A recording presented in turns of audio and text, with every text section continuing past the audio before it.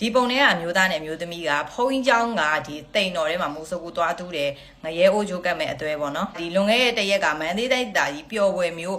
ဒီအင်ဂျင်ကုန်းဖျားပေါ့အဲ့ဒီဖျားကြောင်းနဲ့ဖျားတွေနဲ့ဒီကြောင်ဖုံးကြောင်းတွေရောထားတာပေါ့အဲ့ဒီဖျားဝင်းထဲမှာဒီပုံထဲမှာပြထားတဲ့အမျိုးသားနဲ့အမျိုးသမီးကသူတို့ကတိမ်ထဲကိုခိုးဝင်ပြီးတော့မူစကူဒူးနေရပေါ့နော်အဲ့ဒါကိုဖုံးကြီးကမိသွားကျောင်းမှာနေတဲ့ဖုန်းကြီးကမိသွားလို့သူတို့ဗီဒီယိုရိုက်တဲ့အချိန်မှာသူတို့ဗီဒီယိုရိုက်ရမလားဆိုပြီးတော့ဖုန်းကြီး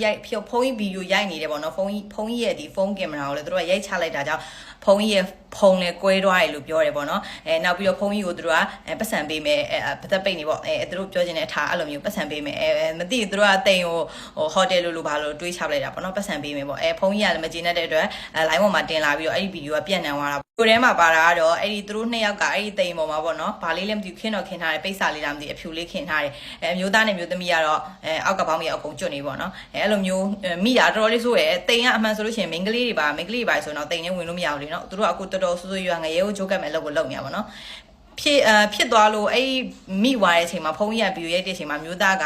သူ့ကောင်မလေးကိုအပေါ်မျက်နှာမြင်မှာဆိုလို့ပေါ့နော်အပေါ်ကနေပြီးတော့အဝတ်ဒီပါရဲ့